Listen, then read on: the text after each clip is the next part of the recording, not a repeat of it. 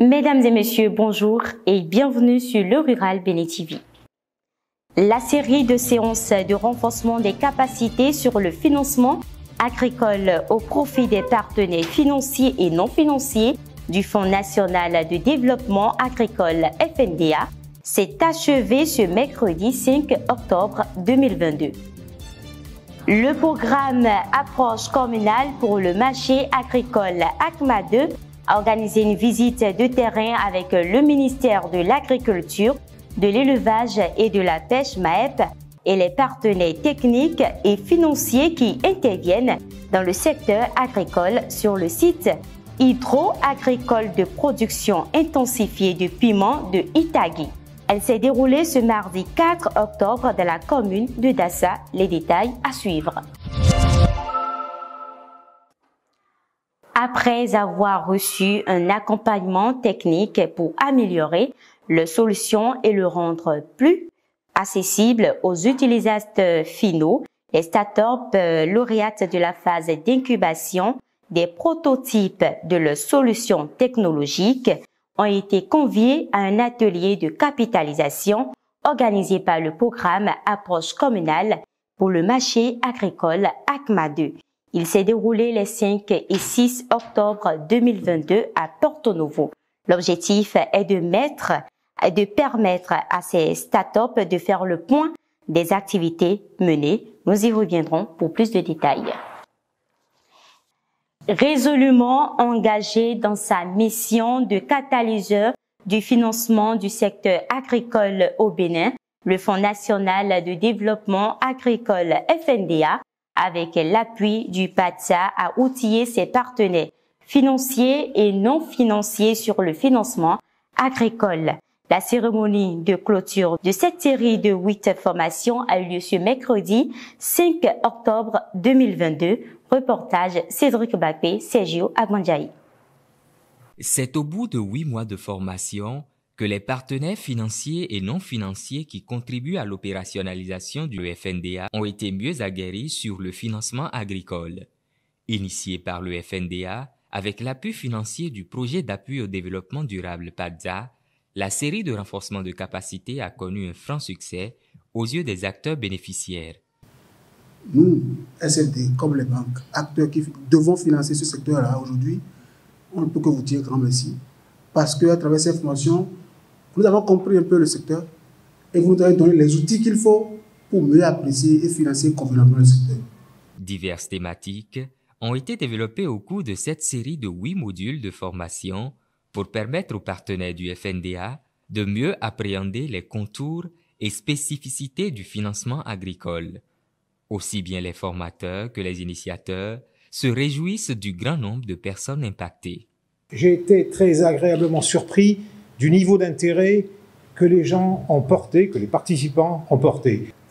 Je pense que par votre action, vous allez permettre d'aller vers un des objectifs généraux du Bénin en ce qui concerne la politique agricole, c'est-à-dire une autonomie alimentaire. Un point important dans ces formations, c'est de mettre ensemble en fait ces différents acteurs pour améliorer, on va dire, des synergies et pour, in fine, pour augmenter le nombre de portefeuilles agricoles au niveau des différentes institutions financières. Au total, 285 personnes ont été formées, 24 jours de formation ont été déroulés, 8 thèmes ont été embrassés et ont trait notamment l'économie des filières agricoles, les produits et services financiers adaptés au secteur agricole, l'analyse technique et financière des demandes de crédit issues des filières agricoles, ainsi que l'analyse du cadre technique et réglementaire actuel du système financier. La fin de la série de séances de renforcement de capacité a été sanctionnée par une remise d'attestation aux participants. Désormais, le FNDA peut encore plus compter sur ses partenaires pour mieux assurer sa mission régalienne. Je l'annonçais en titre, le programme Approche communale pour le marché agricole ACMA 2 a organisé une visite de terrain ce mardi 4 octobre 2022 avec le ministère de l'Agriculture, de l'Élevage et de la Pêche et les partenaires techniques et financiers qui interviennent dans le secteur agricole sur le site hydro-agricole de production intensifié de piment de Itagui. Élément signé Martina Wele, Séraphin Routigandi.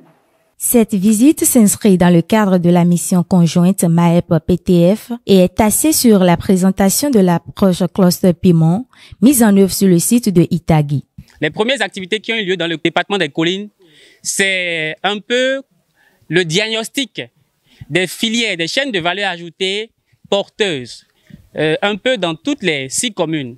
Mais il s'est avéré que pour le cas de la commune de Dassazoumé où nous sommes, il y a un fort potentiel de production de piment. Le piment se retrouve déjà donc dans les 7 spéculations promues par le programme ACMA 2. Sur le site, comme nous avons un espace qui n'est pas très grand, nous avons opté pour des biofertilisants. Et également, il y a des connexions avec la Sodeco, c'est le schéma que vous voyez en face de vous.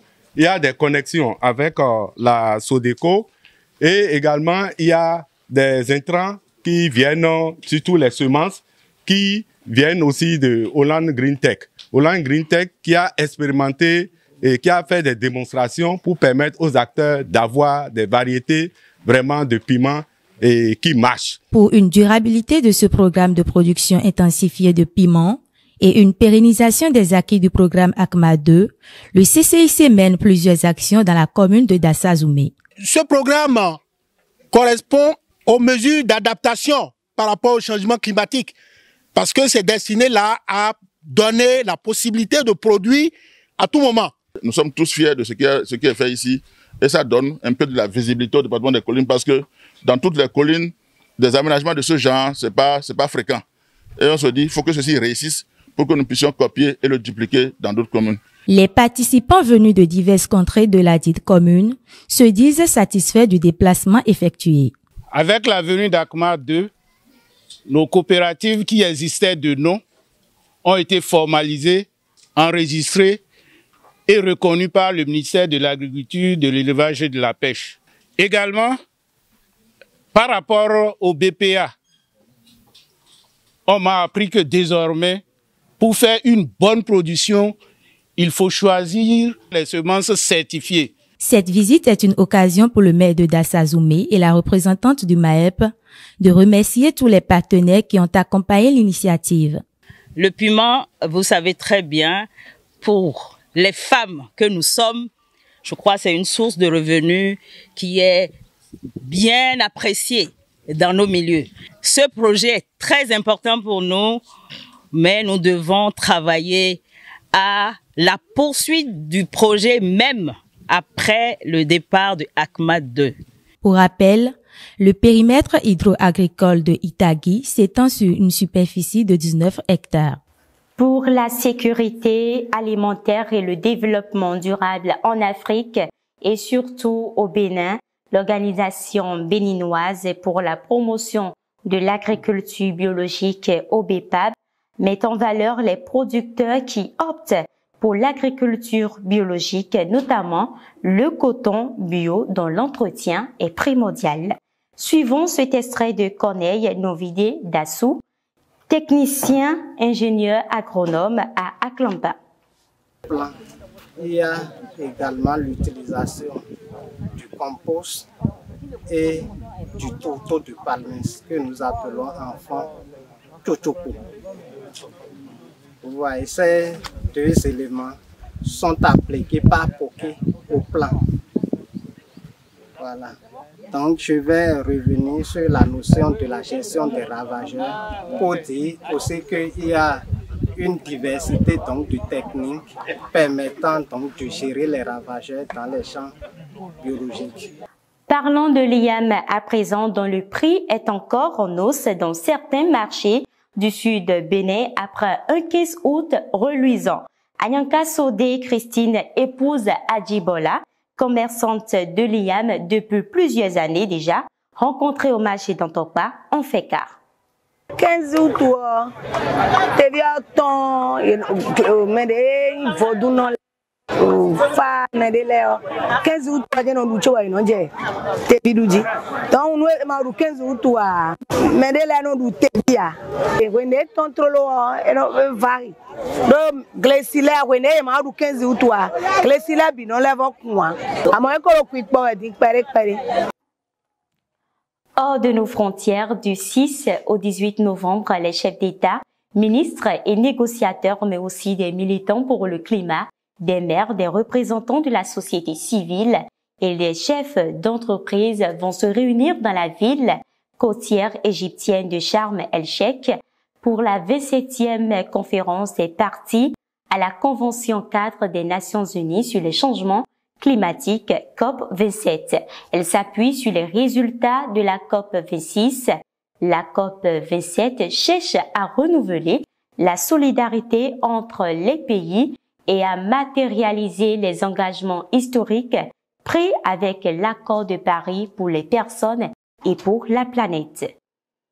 La plus grande entreprise mondiale de café Nestlé va investir plus d'1 milliard de francs suisses d'ici à 2030 pour faire face au changement climatique et rendre le café plus durable en encourageant bien sûr les agriculteurs à adopter des pratiques agricoles régénératives.